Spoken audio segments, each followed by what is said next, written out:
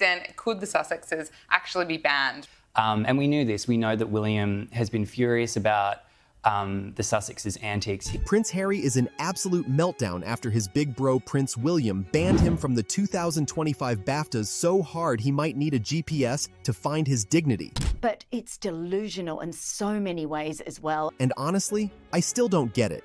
If he left the royals so happily, why does he keep crawling back just to get publicly slapped down every single time? And this time, even the BAFTA host made it brutally clear. He's not wanted, not invited, and definitely not missed. And this time it's so bad because Prince Harry didn't just want to attend the 2025 BAFTA'S, he wanted to sneak in.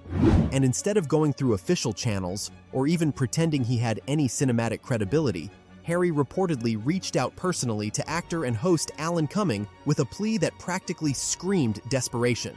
I would love reconciliation with my family. But what kind of comeback will it be when no one invited you in the first place? And let's be clear, this wasn't some humble little favor he was asking.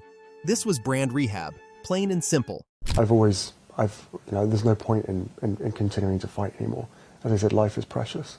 Seriously, after years of dragging his family, suing half of Fleet Street, dropping Netflix rants, and writing the world's most self-pitying memoir, Harry thought showing up at a prestigious British event might polish his image without anyone noticing the spin. For all the carry-on about Prince Harry needing security when he visits the UK, well, you'd think he'd be a bit more discerning about knocking on random doors. He didn't want a nomination. He didn't even have a project. He just wanted to be seen in the right place, like a washed-up actor hoping the camera accidentally pans his way.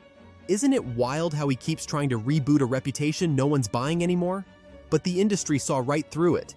People inside BAFTA weren't just confused. Looking for a friend, he knocked on about 3 doors until he found the house, but discovered that, of course, the people he knew don't live there anymore. Apparently, his Spanish family is now renting the property. But as you say, Caro, it makes a mockery of his claim of wanting to make taxpayers to pay for his security.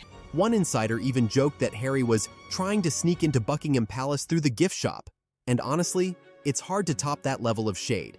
He had no film, no show, no reason to be there. And this wasn't just any show. It's literally the crown jewel of British entertainment, and Prince William is its patron. The idea that Harry thought he could slide back in through that door felt less like a guest appearance and more like a hijacking attempt of royal cultural turf. How did he think this was going to end? With applause. Absolutely. I mean, look, there's just such a big difference between the words and the deeds there that it makes you really question the credibility of what he has to say. And then came the hard slap of reality. Alan Cumming didn't sugarcoat it, didn't do the polite Hollywood dodge, he shut it down like a pro. According to insiders, he flat out rejected the idea and said the BAFTA'S were for creators, not complainers. That one sentence alone did more damage to Harry's PR fantasy than 1,000 headlines. It was brutal, it was honest, and it was everything no one's had the guts to say to his face. Prompted Will to act, and could the Sussexes actually be banned? But Harry didn't stop at being rejected from simply attending the BAFTA'S. Oh no.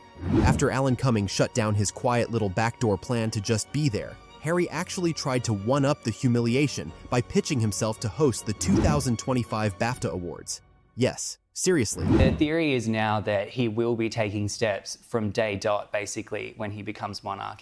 2 BAFTA production staffers confirmed in March 2024 that Harry's team framed the idea as a fresh cultural crossover, casting him as a bridge between British legacy and Hollywood sparkle. It sounded like a Netflix logline gone rogue. How desperate do you have to be to go from royal to red carpet MC? But no one at BAFTA was buying what he was selling. Obviously, William didn't have a hand in the King's coronation, and of course, Harry was invited to that. He attended. He wasn't in the front row. He was in the 3rd row with the sort of extended family members. One source called the proposal a PR bomb waiting to explode, and honestly, they weren't wrong. The idea that a man with 0 acting credits, no creative contribution, and a public resume made of lawsuits and exposés could host British television's most prestigious night. Insane. And especially tone-deaf when you consider that Prince William, the actual BAFTA president since 2010, was already there to represent actual legacy. Why would BAFTA hand the mic to the guy trying to gatecrash his brother's house? There's actually, William would be totally justified in not inviting Harry at all. The words used by BAFTA insiders were brutal. Chaos magnet, narrative hazard, reputational risk. That last one even appeared in an internal memo. Apparently, the only thing more unwelcome than Harry on stage was the avalanche of media fallout that would have followed. So the pitch wasn't rejected politely. It was shelved permanently and silently, like a bad idea everyone agrees to forget. When even your hosting gig gets ghosted, is there a plan Z? Crown moves to William. It's not necessarily, there's no real precedent necessarily for having Harry there. There's actually a precedent where the Duke of Windsor was excluded from his brother's coronation. And once again, Meghan was nowhere near this mess. This wasn't a Sussex project, this was Harry, completely solo, throwing a last-ditch Hail Mary into an event that wanted no distractions, no drama, and definitely no ex-royals with courtroom baggage. The fact that she didn't co-sign it? That silence was loud. If Meghan's out and Hollywood's out, who's left cheering? Which is quite shocking when you think about there was a time not that long ago when Harry, Meghan, Will and Kate were considered the future of the royal family. Yes. I think that is absolutely never going to happen, I think. While William handled the BAFTA'S like the polished future king he is, Harry was still busy trying to claw his way in from the side, holding out his royal surname like it was a VIP pass someone forgot to scan. And just like every other door he's tried lately, this one didn't open. Not because of family politics, but because nobody wants their award show turned into an emotional TED Talk about royal trauma. What's prompted Will to act, and could the Sussexes actually be banned from Will and Kate's coronation? According to sources close to the committee, William stepped in personally to make sure Harry's hosting proposal was buried so fast it didn't even leave a paper trail. No meeting, no deliberation, just a flat line delivered before the pitch could become a problem. One insider told The Times in April 2024 that William's words were clear and final. This cannot happen. Harry will not be involved. And that wasn't said out of revenge. It was said to protect the only British award night that hadn't yet been turned into a punchline. William wasn't just blocking Harry. He was defending the last institution still standing. The royals want to know that when they're mixing with them, that Harry and Meghan in Montecito are actually having conversations with Brooklyn. For 14 years, Williams kept the BAFTA'S clean. No royal scandals, no messy PR wars, no sideshow politics. Letting Harry waltz in, lawsuit baggage in one hand and a Netflix deal in the other, would have been an insult to everything the event represents. It wouldn't have been a hosting gig. It would have been a live-streamed redemption stunt disguised as a monologue. And William, the man who's been quietly telling the world, "We are not amused," wasn't going to hand him the mic, because once you turn your award show into a pity party, there's no coming back. Inside the Academy, the backlash was instant. One executive reportedly wrote in internal notes, "This proposal should be treated as non-existent." And it was. It vanished. Never made a shortlist. Never made a conversation. William didn't argue. He closed the file before it was opened. The message couldn't have been clearer. This wasn't about personal hurt. This was about institutional dignity. When your own brother makes you invisible, you don't need enemies. Harry and Meghan, of course, and that was a very acrimonious breakup of that friendship, as you've referenced already. But the real takeaway wasn't about BAFTA hosting rights. It was about the slow death of whatever public brotherhood the world thought was still left. The same two men who once stood shoulder to shoulder at their mother's memorial are now gatekeeping entire sectors of public life from one another. And in this case, William's move wasn't announced with trumpets. It was delivered in silence. And that silence was brutal. This wasn't just a rejection. It was a royal wall built in total daylight. And while all of this was unfolding, where was Meghan Markle? Not on Instagram. Not on red carpets. Not in blurry paparazzi shots conveniently caught outside a Soho house. Nowhere. She who once handled Harry's entire public life like a stage manager with a lighting obsession was absent. No statements, no spins, no sources close to Meghan say, just silence. Not even a sympathy selfie. She wasn't out of frame. She chose not to be in it. This is not what to do. This is what Harry's done. This is what the impact has had on our family. All very discreet, all very confidential. After her animated Netflix series Pearl got scrapped in May 2022 and Spotify dropped the Sussexes in 2023, Meghan's rebrand came fast and calculated. No more podcasts. No more palace-shaming content. She pivoted hard into fashion collabs, elite events, and glam Hollywood dinners where the only thing she had to carry was a clutch. The brand? Just Meghan. Solo. Separate. Strategic. You don't ghost a brand you believe in unless it's dragging you down. All very discreet, all very confidential, and he could have got some proper advice on how to fix up this mess with his family. Instead, they've gone to the other side of the family who of course have no idea how to fix the mess they've created. And the industry has taken note.